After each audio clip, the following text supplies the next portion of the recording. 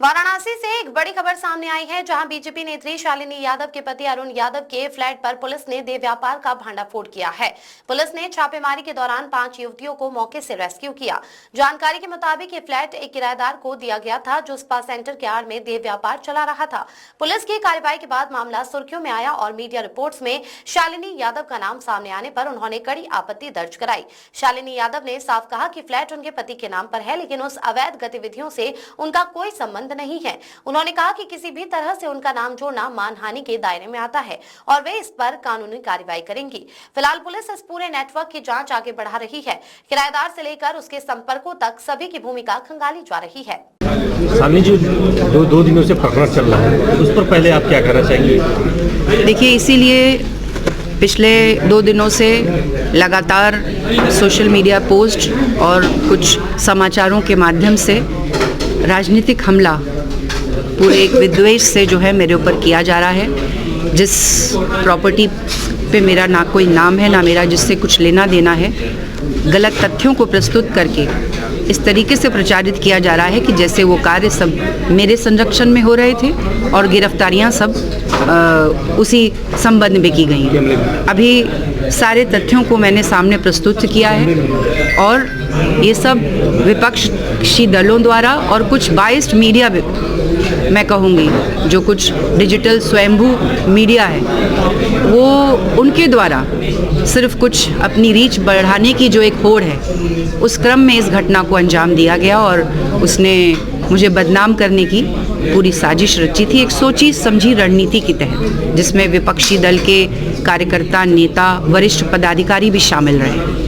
और आपके माध्यम से मैं बताना चाहूँगी कि मैं इसमें पीछे नहीं रहने वाली हूँ। मैंने सभी तथ्यों को आज यहाँ प्रेस कॉन्फ्रेंस के माध्यम से प्रस्तुत किया है और मेरी लीगल एडवाइजरी टीम जो है इन सभी पोस्ट और समाचारों का अध्ययन करके इन पर मानहानि का दावा व आईपीसी एक्ट के तहत FIR दर्ज कराएगी। मैडम, जो खबरें आ रही हैं उसमें अरुण यादव का नाम आ रहा है कि फ्लैट के मालिक अरुण यादव है, तो अरुण यादव से आपका क्या संबंध है मैडम? देखिए, फ्लैट के जो मालिक हैं, तो ये सवाल आप फ्लैट के मालिक से पूछें।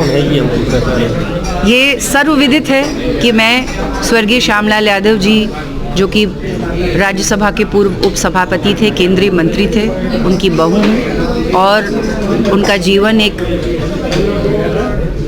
बेदाग व स्वच्छ राजनीतिक विरासत का एक उनकी जो है छवि रही उनकी, और जिसके बारे में सभी को मालूम है। अरुण यादव जी उन्हीं के पुत्र हैं और कभी भी मेरे परिवार पर, मुझ पर या परिवार के किसी भी सदस्य पर आज तक FIR तो दूर, कहीं कोई शिकायत भी आज तक दर्ज नहीं हुई। और ऐसे में इस तरीके की इस घृणित लांछन को विपक्षियों द्वारा लगाया जाना ये अत्यंत दुर्भाग्यपूर्ण है। वो आपके पति है तो आपका तो नाम उसमें जोड़ेंगे ही जोड़ेंगे उसको। क्यों जोड़ेंगे आप? कहीं भी खबरों में लिखा गया कि नहीं, आप कैसे जो बीजेपी नेत्री के फ्लैट, नहीं, पति के फ्लैट पर, जिन्होंने पति का फ्लैट कहा, ठीक है, लेकिन आप देखेंगे कि 2 दिन से जो ज़्यादातर लोगों ने उसको जो ब्रेकिंग न्यूज़ बनाया कि बीजेपी नेत्री के फ्लैट में देह व्यापार हो रहा था, जबकि तथ्य ये है कि जो 13 गिरफ्तारी, और ये दर्शाया गया कि 13 गिरफ्तारियां वो सब वहीं हुई हैं। 2 जगह उस दिन छापा पड़ा, तो जो जिस उक्त फ्लैट की बात हो रही है वहाँ से 3 महिलाओं की गिरफ्तारी हुई। 3 ये पुलिस की कार्रवाई में, पुलिस की कार्रवाई 5 है मैम, 3 महिलाएं, मैं दिखा देता हूँ। पुलिस की कार्रवाई में 3 महिलाओं का नाम आया है, जिन्होंने अपने को किराएदार का कर्मीगण बताया और उन्हें सिगरा थाने ले जाया गया और पूछताछ के बाद उन्हें छोड़ दिया गया। जो अन्य 10 गिरफ्तारी हुई, जिसमें महिला और पुरुष दोनों थे, वो कोई अन्य स्थान से थी, लेकिन सोशल मीडिया पर उसको इस तरीके से प्रचारित किया गया कि ये शालिनी यादव के फ्लैट में ही ये देह व्यापार हो रहा था और वहाँ से सारी गिरफ्तारियां हुई।